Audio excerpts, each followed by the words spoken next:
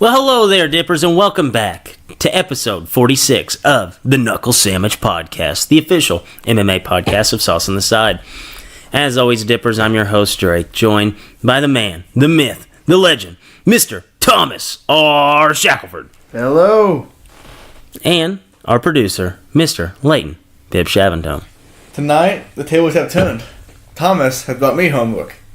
That's 2 homework assignments, actually. Very, very interesting homework assignments, guys.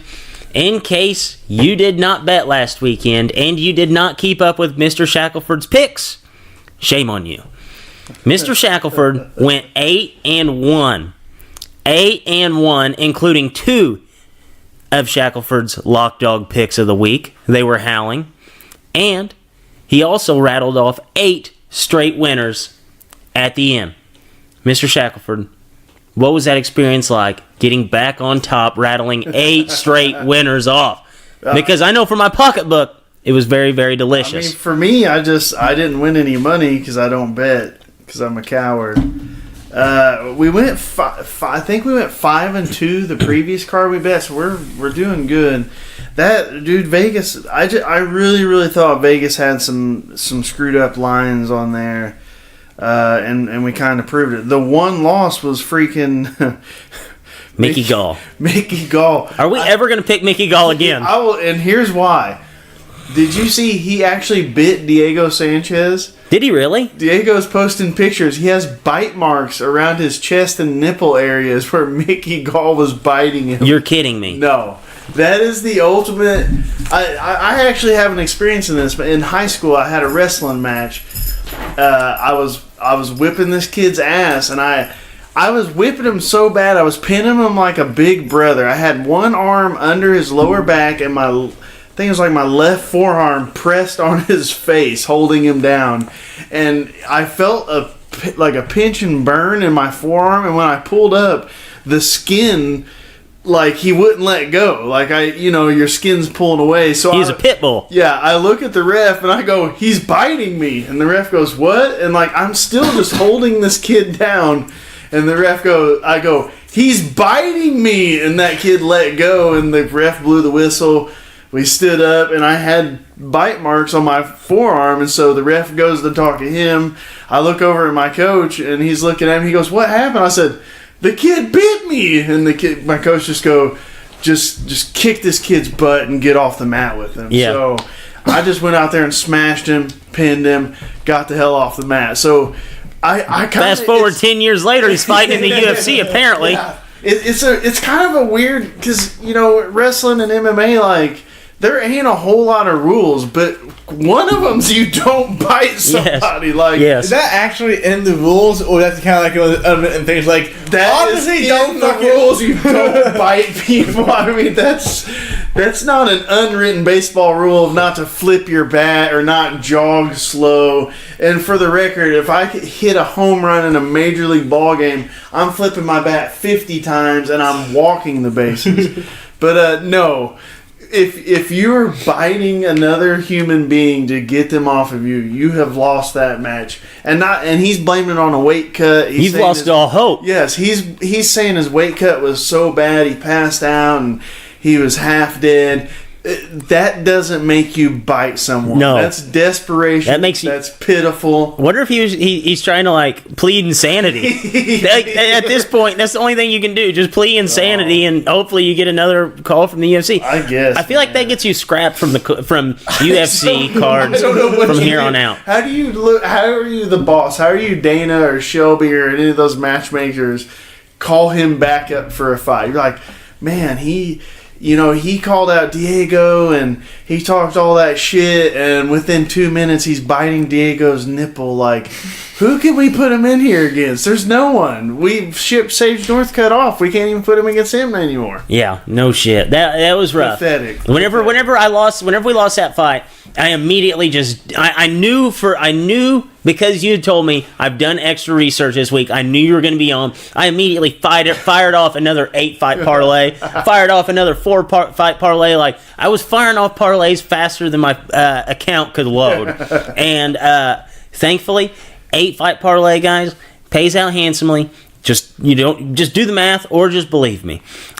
So we will recap this last week's fights, which was UFC 235. We actually do have an interview for you. We aired it on the Mothership Show, so if you listen to it, go ahead, just listen to it again. Anytime that we have a big interview like this, and it's a MMA guy, we're gonna throw it on the Knuckle Sammich pod for all the people who are obvious fight fans. Some people don't want to listen to me, Brandon, Latency, ramble off. Brandon? Oh, you're on the Mothership Show. Yes, the Mothership Show. Yes. Leighton spaced out there. He was hitting the vape too hard. But if you don't like to listen to us ramble on about how bad LeBron is now, you don't have to suffer through it. You can just listen to the MMA guys on this show.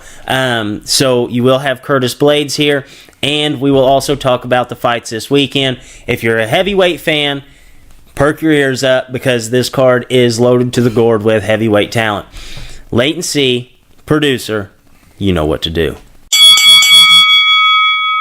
Welcome to the Knuckle Sammich Podcast with Thomas R. Shackelford, a sauce on the side production. All right, guys, so we're actually coming to you live on, is it Thick Thursday? I know on Mardi Gras they have a lot of... What is it? It was Fat Tuesday. They have Fat Tuesday, I don't think Thursday's a thing. Ash Wednesday. Thick Thursday where the hot Catholic women drink the wine and come hang out? Yes, it's Thick Thursday. Yeah, I'm a Catholic if that's what it is. Yeah. No. So, boys, you know that Ash Wednesday holds a lot of things with, the Catholic community, and one of those is that it is the beginning of Lent. So, folks, I figured we could all sit down and give something up for Lent since Latency is Catholic. I see that there are no ashes on his forehead. So please explain. Wednesday, man. Explain yourself. I didn't say it was even Ash Wednesday. You didn't know Ash Wednesday was yesterday? No. You didn't see people running around with ashes on their forehead? No, I worked all day, and then came home. So did I. I was at work for the entirety of the day. What's going to happen was all the drunk Catholics got too wasted to celebrate Ash Wednesday and ended up at the fucking hospital. I only have two friends that grew up Catholic and went to a Catholic school, and neither of them are even remotely practicing any sort of religion. No. They are not even... I like to tell people I'm agnostic at best. I don't even know if they're agnostic at worst. At worst. Well, I just think, since Latency, the producer of the show, is Catholic, I think we should all give something up for Lent. That's fine. Latency, you go first. What did you give up for Lent? I was actually told by you this morning that you guys were going to give things up for me, or what I would give up, so I have nothing to give up. You have nothing to give up? I don't want to give up anything. I want you to give something up. I've already came up with what I'm going to give up for Lent. Okay, come back to me. Okay. Mr. Shackelford, what are you giving up for Lent? I think, hypothetically, I would give up sex every year. You don't get enough to do it. That doesn't count. Exactly. That was the point. I don't get it that often, and to be honest, my dick's never gotten me anything but trouble anyways. It's only 40 days anyway. I could do it. I could do it. 40 days. I think if you gave up sex for 40 days every year, you would definitely be a more holy person. You would be thinking 100%. clearly.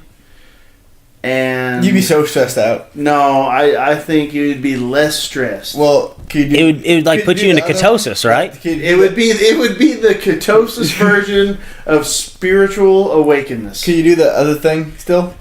I mean, yeah. Well, shit. That's like brushing your teeth. I was 270 pounds. That's like brushing your teeth. You do that every day anyways. Yeah. That doesn't count. Yeah, no, sorry, I feel you. I was 270 pounds once. I had sex for like 2 fucking years. Okay? Okay? I can do that no fucking problem, alright? That sounds like... that sounds like a cop-out for you. What are we giving up? What are we giving up? Yeah. Lent. It really, it's such a strange thing. Again, in high school, I had a friend, he wrestled too, and he told me he was going to give up chocolate for Lent. And it's right after wrestling season. I thought it was strange. I don't know. It has to be something different every year, right?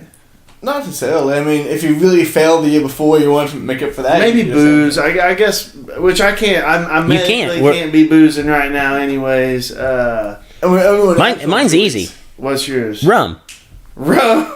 I'm giving up rum. Okay, I'm gonna give up Budweiser. I gave up rum when I was like. Give it up. Hey, rum makes me sick. Anytime I was drink gonna it, I say. don't like it. I don't enjoy it. So, hey, I'm going to give it up. I gave up rum in about 2003 when it made me really sick. So I've been on rum lint for several years. Yeah, I haven't had a good drink of rum in well over 2 years probably. So, yeah, I'm going to give up rum for Lent. So what you're saying is if we were Catholic, we'd all be the worst Catholics because we're only giving up stuff that we don't do. But hey, here's the thing. Here's the kicker.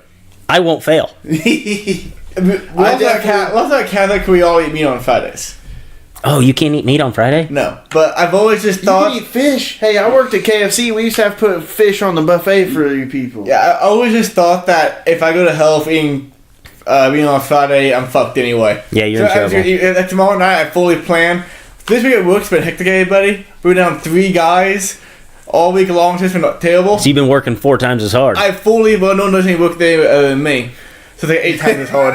8 times. Yeah, I like that math. So tomorrow night, I fully plan on getting a fucking large pepperoni pizza and eating that thing. The whole thing. Oh, imagine that. Latency's going to be going and getting a pizza. Have you had that pretzel crust pizza from Little Caesars? I have not. I'm in ketosis. It has been a while, but that thing is. Well, they haven't had it in 4 years apparently until so that 4 back years? now. Delicious. Last time I had it, I was working at my old job. I mean, I guess that it would have been within the 4-year limit. Yeah. It seems like Sean, I had it sooner. 4 years ago, than 270 pounds. Okay, I know the fucking pizza. Yes. It's good stuff. Okay.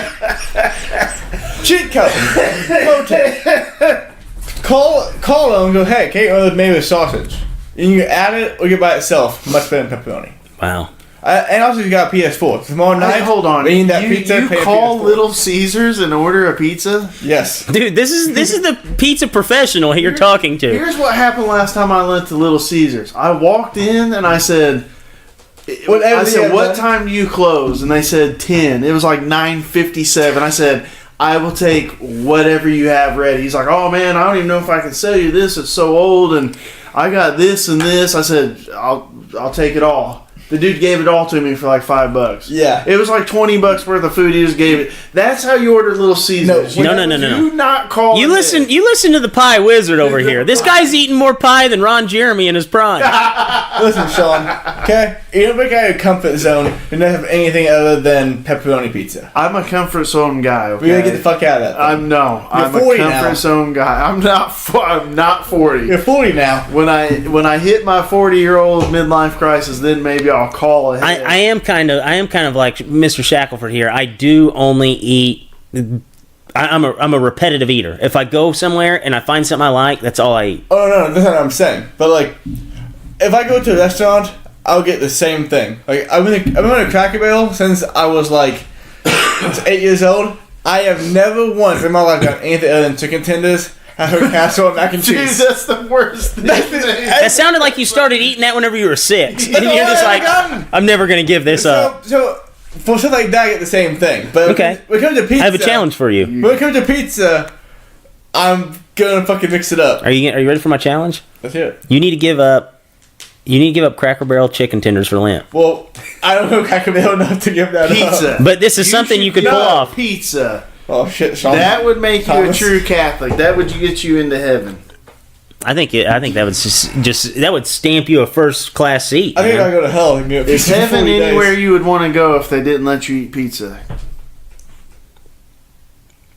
Heaven, That's a loaded apparently. question. Heaven apparently can you eat it. No. Is heaven a place you'd want to be if you weren't allowed to eat pizza there? Shit, Sean, no. All right. That's a tough question. Moving on. Moving on. In my life, I have 2 things: pizza and movies. He can't give up. Okay. Those 2 things I cannot give up: pizza and movies. Absolutely. Not. So are you giving up Cracker Barrel chicken tenders for Lent? That's so lame. I guess so. Yeah, I'll be easy. But you're giving up nothing now. I know, right? Yeah. So that's what it is. Well, It's wait. either rum, What should I sex, give or up? chicken tenders. I'm not giving up sex. I'm not gonna give up run probably. So I guess chicken tenders. All right. All right. All No right. chicken So that's fair. tenders. 40 days. 40 days, no chicken tenders. Come, Okay. we'll talk after Easter. Does Lent actually start tomorrow or does it start on Wednesday? I think it started You're on the Ash Catholic Wednesday. man. Yes, you're the cat. You are the. What would he be? He would be the. He's like our Catholic. So He's what would he working be? on purgatory is what he's working on Yes. if he ain't careful. All right, so we'll go ahead and talk about the fights this weekend. Like I said, Mr. Shackelford went 8-1. That is absolutely insanity. I mean, if you just figure it up, like for each fight, if you'd have laid 100 on each one, you obviously would have came out like a bandit. If you throw down a parlay on it, you would have came out like a bandit.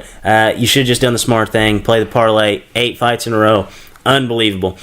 So we'll just hit on the undercard. We obviously had Zabit beat Jeremy Stevens. We had Johnny Walker with maybe the craziest shit I've seen in the last year in MMA. Just go out and absolutely destroy Misha Kirkinov. And obviously we talked about Diego Sanchez. The Cody Stamann fight, for some reason, has disappeared off the face of the earth. Yeah, I didn't even realize he won until we looked it up. And then Alejandro Perez beat Yadong. Interesting name there. So, Mr. Shackelford, what was on the undercard? What stood out to you the most? They were all really good fights. You got Zabit and Jeremy Stevens. I think Jeremy Stevens was a split decision. I didn't pick him, just kind of like the John Jones. We just thought just a numbers thing. We thought Zabit was going to win, but like I thought, Stevens really took it to him. Took the fight to him. You got to look at Diego. The dude's won Ultimate Fighter Season 1, but if he gets in fights like that where it's just a grappling match, I can only think of one guy that's ever beat him like that, and that was Prime John Fitch. Every other match he's been in, he's never been out grappled. The other one, this Macy Chison, we didn't pick this fight, but she is real tough at 145. Other than that, they were all really good fights. Did you check the Weili Zhang? Did you get to see her rumble at all? Oh yeah, she was on the main card, so we'll talk about that one in a second. Yeah, okay. She was very impressive. Pedro Munoz. Yeah, all right. Well, moving on to main card. Yeah, the big thing I was going to say, Johnny Walker. Does he beat John Jones? He again. I think the way to beat a John Jones is you got to get in his face. DC had a lot of success that way, but the height ended up playing a difference. Lyoto Machida had some success that way. Gustafsson, all the guys that have had success against him got in his face, closed that distance, and made it a fight. We thought Anthony Smith was going to do it. He didn't. I think there's two guys still that I think would be a really good test for him, and that is Johnny Walker and Santos. Thiago Santos, which, as we're looking right now, Santos might be the next one up. But yes, Johnny Walker has the height, he has the reach. He's a wild man. I would love to see that. He checks all the boxes. All of them. You have to have that reach. Nobody has that reach advantage. That he has the biggest reach advantage in all of mixed martial arts. You have to get close to him. Like I said, DC's had the most success, but in the end, that extra foot reach just caught up to him. I mean, you got to have a guy that's going to go at him like a Johnny Walker would and cut that reach down. Yeah, I agree. I think that'll be the fight to look out for over the next year because you have to make that fight sooner than later, in my opinion. So we'll go ahead and get to the main card here. We'll start with Cody Garbrandt and Pedro Munoz. Obviously, you picked the dog. He did win, won by a first-round knockout. It was fight of the night. What did you think? But watching that fight, I felt like I'd watched it before just in your breakdown. Yeah, that it went... I won't say it went 100% like I thought, because actually Garbrandt took more big shots than I thought he would be able to. But yeah, I mean, they went right after each other. Munoz I think he hit him with 2 big leg kicks, and Cody kind of bounced back and bounced his leg back. I think he ended up hitting about 3 leg kicks that just, you could saw it change Garbrandt's stance a little, and then they kind of got into a slugfest. And again, I thought Pedro Munoz would be able to take more big shots and land on Garbrandt's chin. The only thing that surprised me was Garbrandt stood up as long as he did. And that ending sequence, I mean, just both of them standing there, just hitting each other with hammers in the face. I was nervous as hell, but Munoz's chin held up, and we got the win. Yeah, and awesome fight though. That's one I felt like Vegas just messed up. I don't think Munoz should have been a dog there. I don't know why he was the dog. When I watched his style, I thought it was the perfect style to beat Garbrandt, and it turned out to be true. Yeah, absolutely true. So one fighter that you had hit at earlier was Weili Zhang. She was the favorite, slight favorite over Tisha Torres. Ended up beating her in a 3-round decision. You talked about it just a minute ago, how she was one of the people that impressed you the most. What were the keys to her success in that fight, and where do you think she goes from here?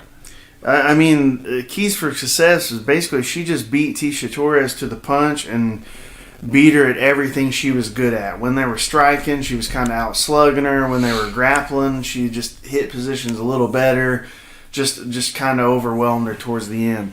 She's got to be up there. I mean, that division, Tisha Torres just had a loss to JJ Johanna. That was her last. Yeah, so she just had a loss to Jessica Andrade, which was a unanimous decision.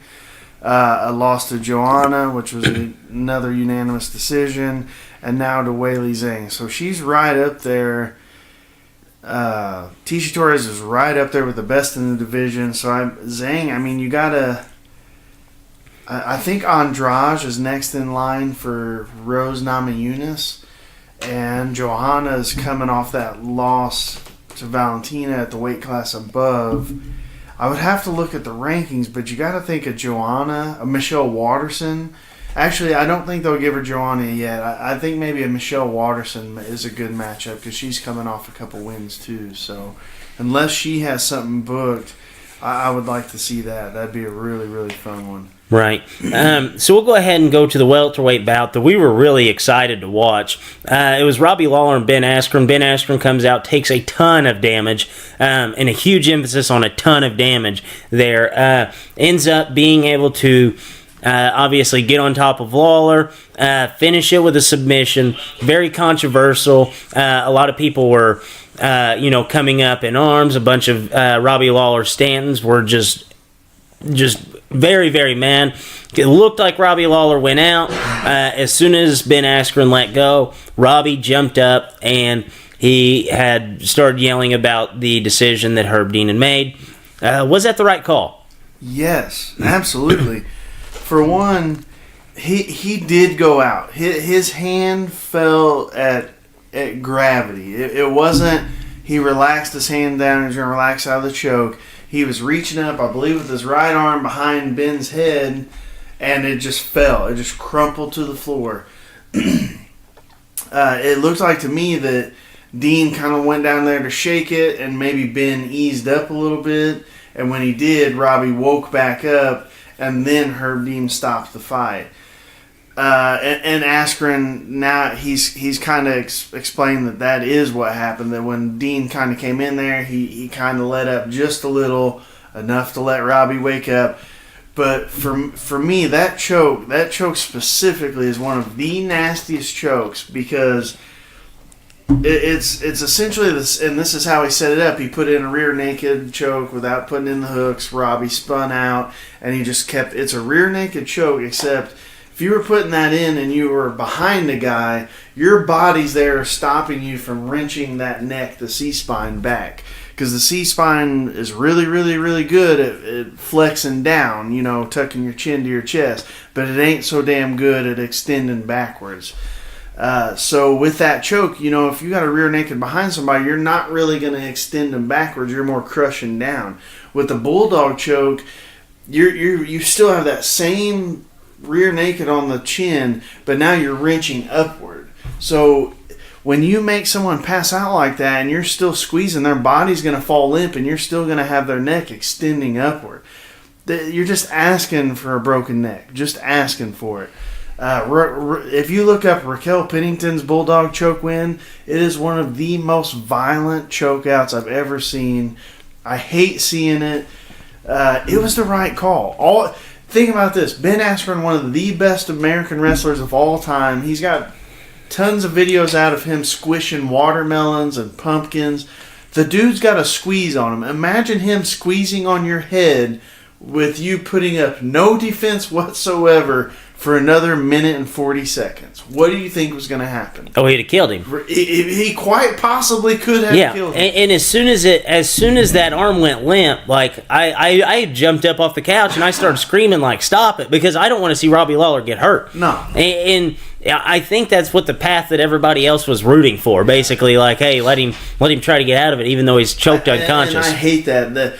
He's a warrior. Let him fight. This isn't war. This is a freaking sport. If the dude is in danger, I'd rather you stop it a second too early or a punch too early. Yes, like, and the one guy you really can't question, unless it's Big John McCarthy, is Herb Dean. It's all Herb, man. Yes. Fucking Herb, whatever you call him, he's basically the gold standard now that McCarthy's gone. So. Yes, I agree. The fight was insane, though. Like, yes, it was. When we were sitting there watching it, and he lifted him up and freaking body slammed him down, and then started billy clubbing him. I'll tell you when I got the most scared is when they broke up.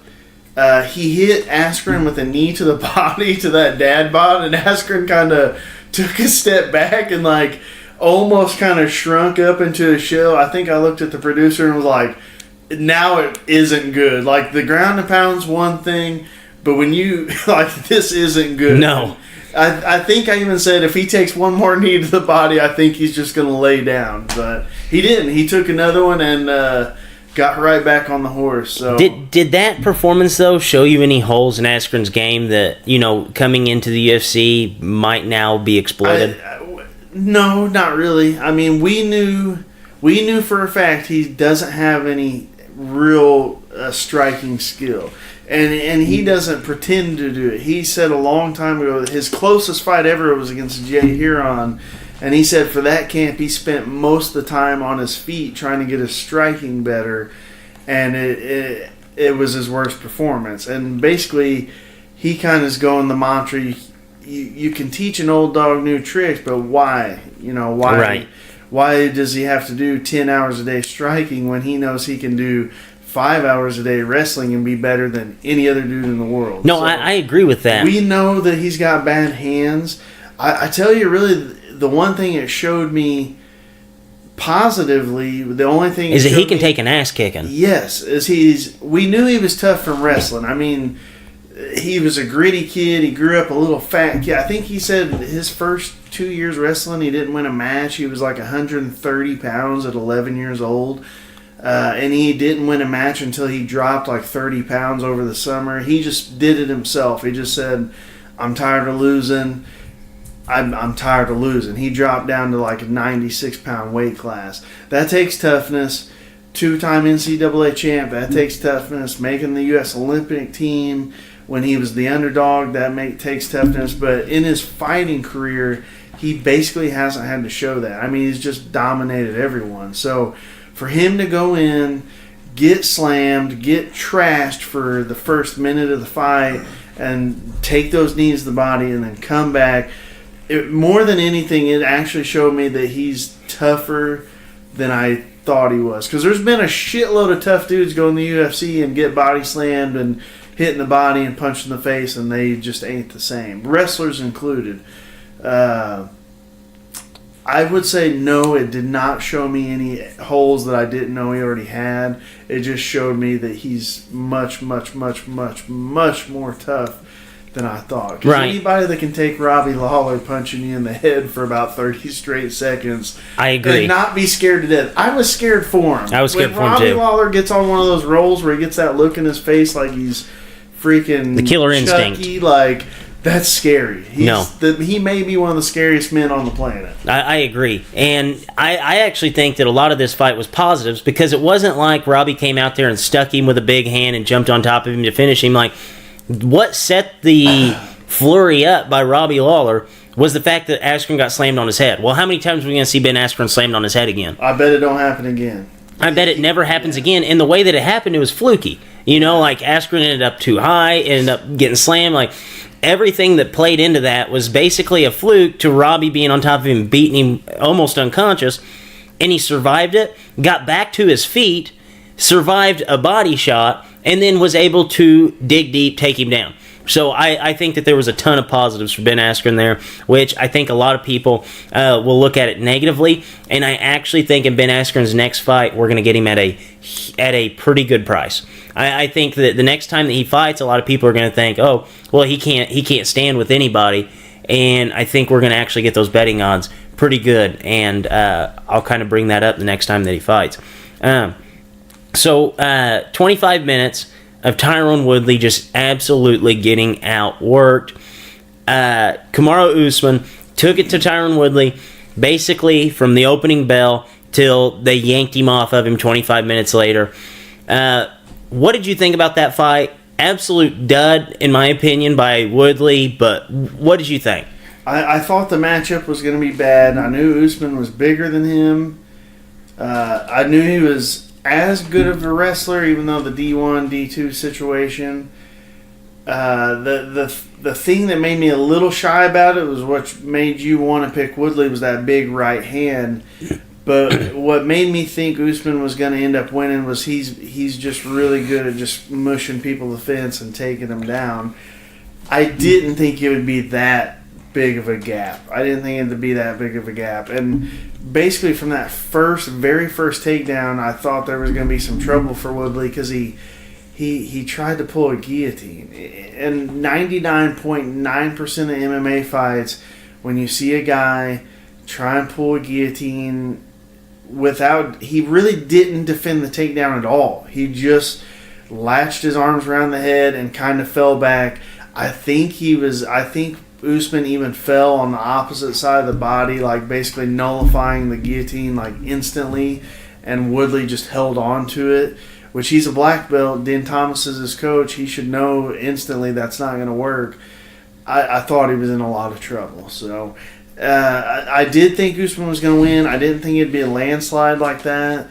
It could be Woodley just laid a dud, but man, it's hard to even get a rematch. I mean, I think there was like 3 10-8 rounds in there. Yeah, it was sad, honestly. And I knew Woodley was in trouble. At the second, third, fourth, and fifth round, whenever they came off the stool, whenever you watched how they met in the octagon, every single time it was Woodley flat-footed, hadn't moved an inch, did not want to even go out there with Kamaru Usman is what it looked like. And you look at the total strikes of this fight. Kamaru Usman landed 336 of 390 total strikes. It's 86% of 390 strikes. Woodley only landed 60. Fuck, I'm surprised that it was 60. Yeah, I was actually surprised that it was that many too. Absolute dud. But Kamaru Usman. The most unfortunate thing about it is now we have to see Covington versus Usman, which Covington is basically the same exact fighter as Usman, just smaller, not as strong. I mean, that's pretty much it. Yeah. He's just not as powerful. He's not as strong. Probably not as good of a wrestler. I think the next fight's going to be a landslide. We could be looking at Usman as a champ for a while. Darren Till. I do think Till probably has the best.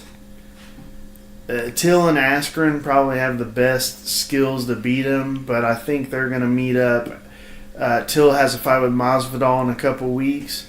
And Askren's supposed to fight the winner. Yes, unless there's a fluke in Masvidal, which I like Masvidal, and it's going to be a very fun fight.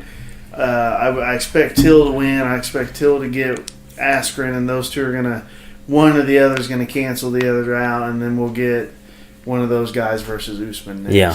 I'm excited about how that division is going to play out, and that's something rare. It makes because the division we fun. haven't had this division this interesting in a while. And that's kind of like the Mighty Mouse thing. I mean, even with GSP, when you get it one champ that wins 5 title, whatever, that many title defenses in a row, it kind of makes the division a little stale.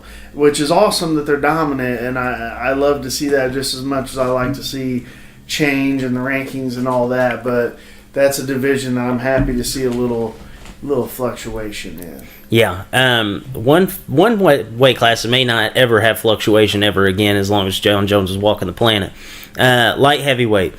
John Jones goes out there and absolutely just puts a clinic on Anthony Smith. Anthony Smith never really moved forward like we'd expect him to. Was this just Anthony Smith going out there and just not being as good as what we thought? Or is John Jones better than advertised? That first round, Smith came out and was... I really think it's the hands. I think it's the boxing battle. Guys, they just can't be in kick range with him. I mean, when he's got an 84 and a half inch reach with his hands, and he's 6'4".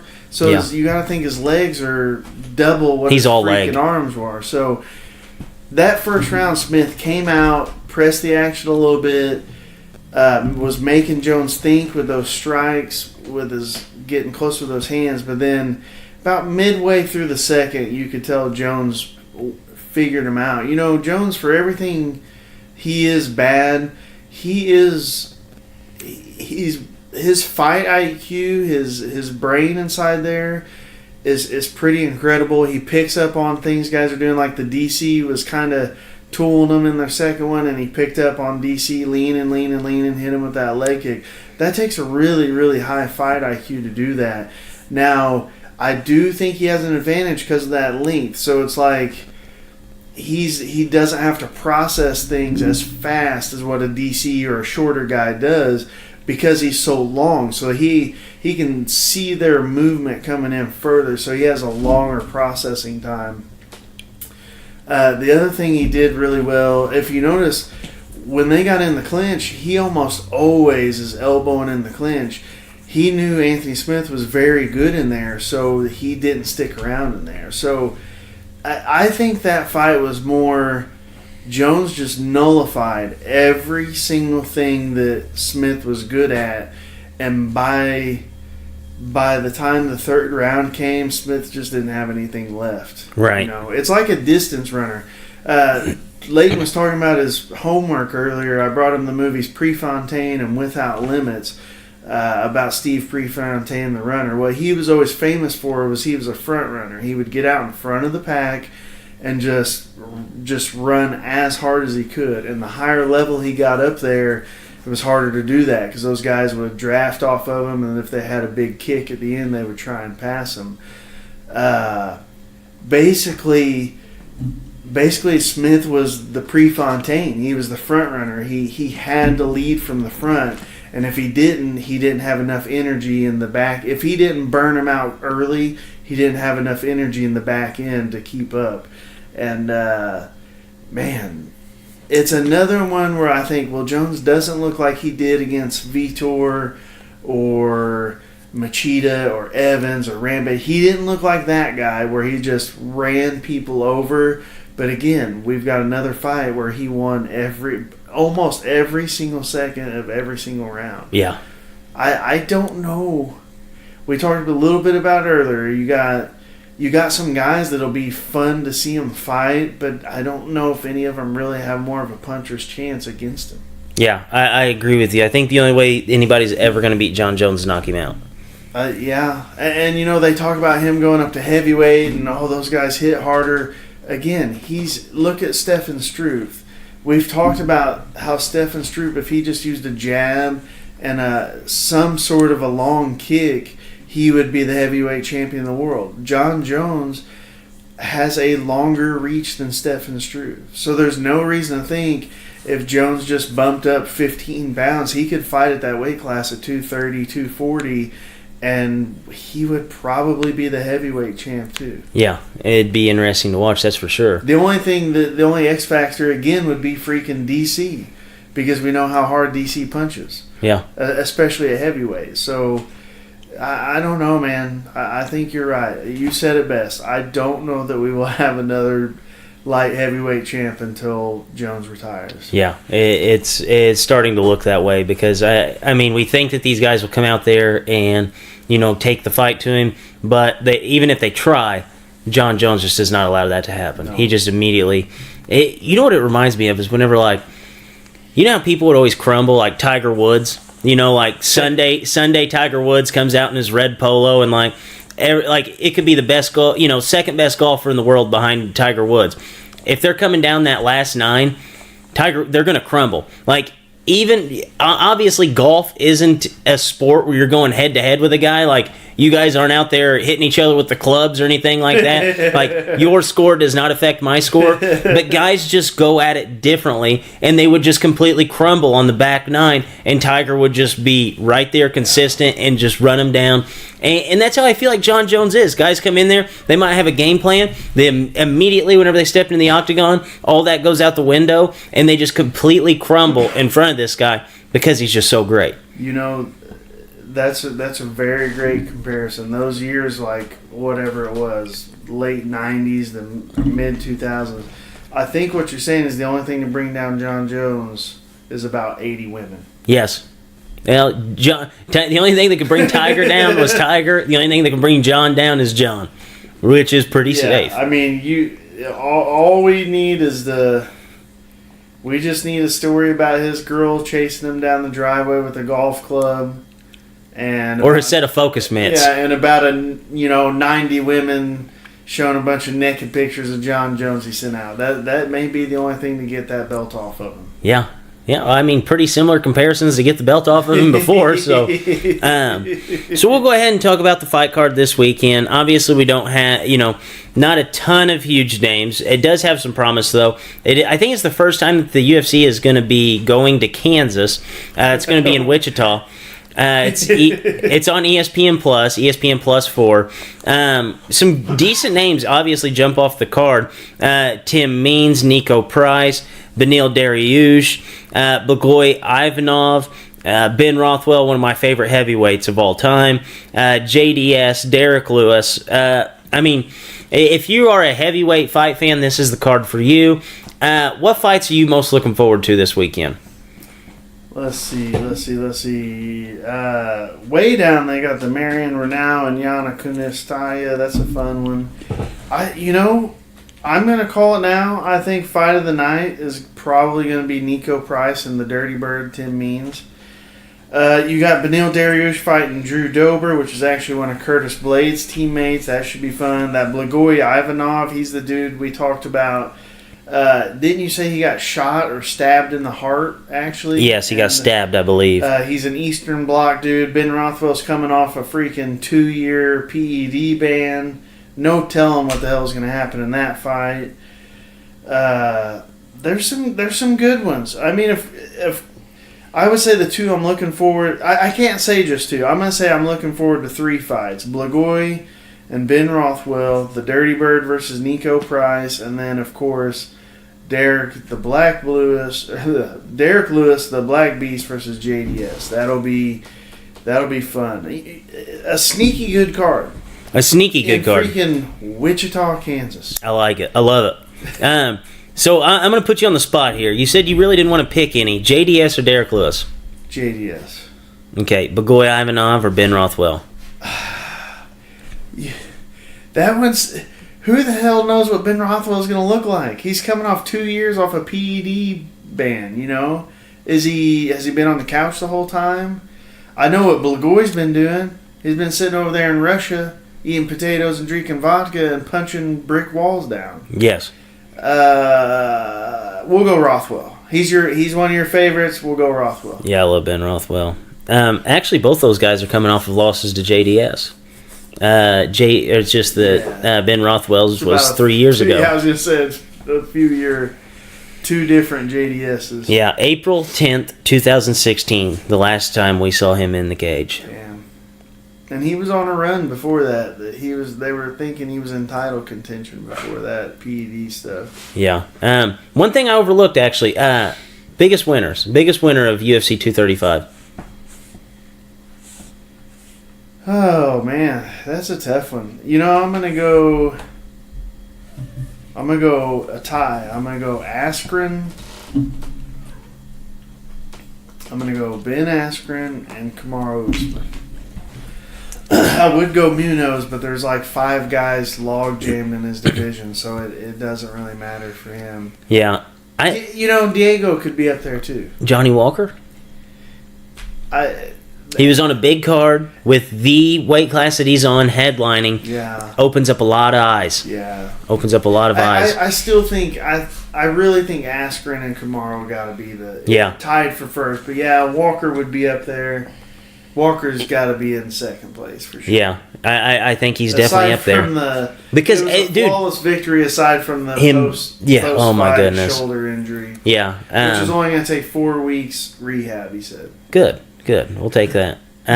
So we could actually, John Jones will be fighting in 4 months. So yeah, we could get it lined out before them. Yeah, something like that. Biggest loser. Who's your biggest loser? I think it's Mickey Gall. Yes, Mickey Gall, obviously. Yes, you cannot go out and lose and bite somebody and not be the biggest loser. He called Diego out. He was calling him the old man, no chin, like I'm going to beat your ass.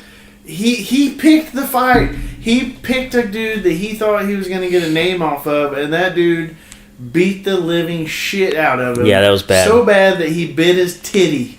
Yeah, that's last-ditch effort. Biggest loser on earth, maybe. Yeah, he was the biggest loser of the weekend. Throw away the card, biggest loser of the weekend. Yes, I don't know what the hell they do with them. Maybe the biggest loser of, I won't say UFC history, but he's up there. That's got to be a top 5 biggest loser performance. Yeah, I agree. That's absolutely terrible. Anything else before we wrap this show up and send it off to Curtis Blades? No, sir. Okay. Dippers, stay tuned for after my little sign-off, because we do have the number 4 ranked UFC heavyweight fighter in the world, Mr. Curtis Blades. And on that note, for Drake, for Leighton, and Mr. Shackelford, as always, Dippers, stay saucy. All right, Dippers, so today we have a familiar face to sauce on the side, the co-main event of UFC Fight Night 148, Curtis Razor Blades. Welcome back to the show. Thank you for having me, man. On March 23rd, you will be taking on Justin Big Pretty Willis, a guy who trains alongside DC and Kane at AKA. What do you think Big Pretty will bring to the cage that is different than what you've seen before? I really don't think he's going to be bringing anything I haven't already seen before. He's a southpaw boxer. I've already fought 2 of those. I guess he might be a decent wrestler because he trains at AKA with Kane and all those other good wrestlers. But I don't really think he's going to have anything I haven't already been able to overcome. Right. So, Willis, he's coming off of his best win to date with basically backpedaling and jabbing against Mark Hunt for 3 rounds. Seeing that, how comfortable do you feel, implementing your typical strategy of smothering wrestling and harsh ground and pound? I feel very comfortable, just because I feel like I'm the more athletic fighter. I think I have the longer reach. I think I'm the more explosive guy. So I know with my boxing, if I can get him to put his hands up and forget about his legs, I know once I can touch his legs, we'll be on the ground, and pretty much from there, it'll be over. Right. Yeah, that's pretty much the MO on you. Once you get him to the ground, it's basically a done fight. So, do you have any prediction for March 23rd other than a Curtis Blades win? No, I never hunt the KO or the finish. I just like to allow it to happen organically.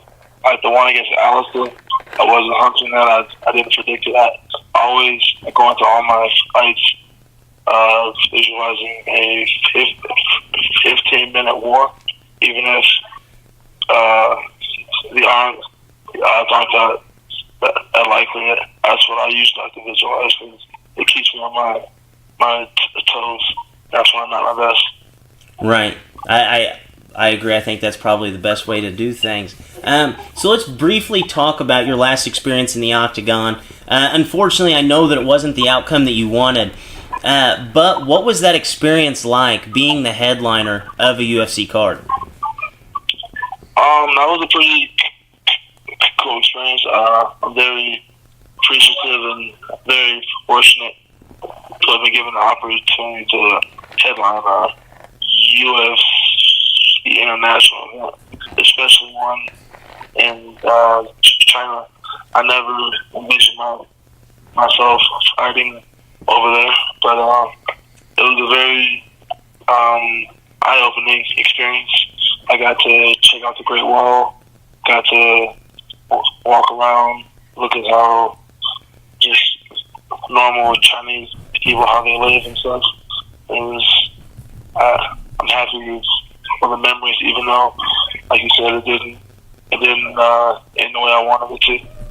Right. So, obviously, whenever you travel overseas like that, there's a pretty significant time difference, and you have to get accustomed to that. Is that something that you start getting used to in training camp? Do you start messing with your sleep schedule while you're still here in the States? Or is that something that you get used to over there? Do you go a couple weeks early? How were you able to handle that time change? Yeah, I usually just get there a couple days early. It's not that big of a deal. I did in Australia, and that was actually a longer travel time than China. So I'm pretty used to it. I've also gone to Croatia to fight. So I don't think jet lag is really that big of a factor when it comes to when you fight, because you have adrenaline, the lights are on, people are watching you, and there's a guy in there trying to take your head off. Right. I think that would solve a lot of problems, honestly, whenever a guy tries to punch you in the face. Yeah. So, both big Bears fans here. I like to play kind of like the Bears hype man any chance I get on this show. What were your thoughts on the Bears season this last year? I thought it was very promising. The defense, it showed growth. It showed that they can get turnovers when they need to. They were very opportunistic. It kind of reminded me of the Bears of old, where like everybody Tillman, Adewale, Agulia, like all those the old days, back when they relied heavily on the defense and playing the field position game. One thing I didn't like though was the kicking. Our kicker last year, really happy we got rid of him and picked up Robbie Gold. I wish we had held on to him like the whole time. He should have been a Bear his whole career. Oh, I agree with that. We got him back. I agree with that. Maybe we could get like a charity boxing match with you and Cody Parkey. All Bears fans are invited. I would do that. That's what I would do. Yeah. Hey, I can start getting it lined out. We could get that promotion started. As a Bears fan, I think I would love to see it. Yeah, I wouldn't hurt him too bad. Just a few jabs. just enough for what all Bears fans make us feel good. Yeah. So it looks like we finally have a quarterback. A funny question I kind of like to ask Bears fans is, who are your 3 favorite Bears quarterbacks of all time? I mean, we have a laundry list of absolute bad guys. Who are your 3 favorite Bears quarterbacks? Obviously, Jim McMahon, because he got us a ring. Rex Grossman, because he almost got us a ring, even though he was all over the place and he wasn't very consistent. The 1 year, he almost put it together. And I guess my 3rd would be Kyle Orton. He did have a decent year for us his rookie year. I think he went 11-5. Yeah. Kyle Orton, he holds a special place in my heart. He was basically what I've known the Bears to always be. He was a terrible quarterback. Yes, but he could manage a game. Like when the game got close, we knew he wasn't going to blow it. Yeah. Well, I mean, if you give him a lead, though, he wouldn't screw it up. No. And the Bears had a good defense that year. Absolutely. So one thing I'm actually extremely jealous of is that you've received a personalized jersey from the White Sox. You've got to go hang with the players. And I've always been a firm believer that you can only wear a personalized jersey when the team gives it to you and they invite you to be there. So what was that experience like being around the team and getting that jersey from a team you've probably watched since you were a kid? Yeah, that was really, really awesome. I wasn't expecting to get that opportunity. It kind of just happened out of the blue. This guy slid my DM and was like, "Yo, I can get you. I can get you with the White Sox. I can get you into the clubhouse. I can get you a jersey. I can get you to toss out the first pitch." I was like, "Yeah," and it was just an awesome experience to be able to bring my dad, my brother, but also lifelong White Sox fans. We're all born and raised on the South Side, so I was really happy I could do that for my dad. And yeah, throwing out the first pitch, had a lot of nerves, but it wasn't as hard as everyone hyped it up to be. Yeah, I actually didn't see the pitch itself. Did you throw a strike? Kinda. It was really high up though. It was like a punt. Hey, as long as you didn't throw it, like pull a 50 cent and throw it at somebody else, you did a fine job. That's exactly what I wanted to avoid. So when can I expect seeing Curtis Blades in a personalized jersey on the sidelines of Soldier Field? Oh wow. Hopefully this upcoming year, that would be dope. Maybe a Bears-Packers game. Oh, that'd be nice. I usually go to the Bears-Packers game, so hopefully I'll be able to see that. Curtis Blades walking around with his title belt in his personalized jersey. Wait, I think for next year, since the Bears play them at home at the beginning of the year, I think next year the Bears will be playing them at home at the end of the year. It's going to be freezing. Maybe not that game. Yeah, those games are usually cold. They're almost unbearable.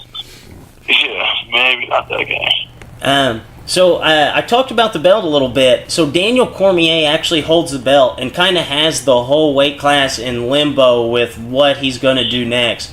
His next fight has been rumored to be Brock Lesnar, even though it has not been booked.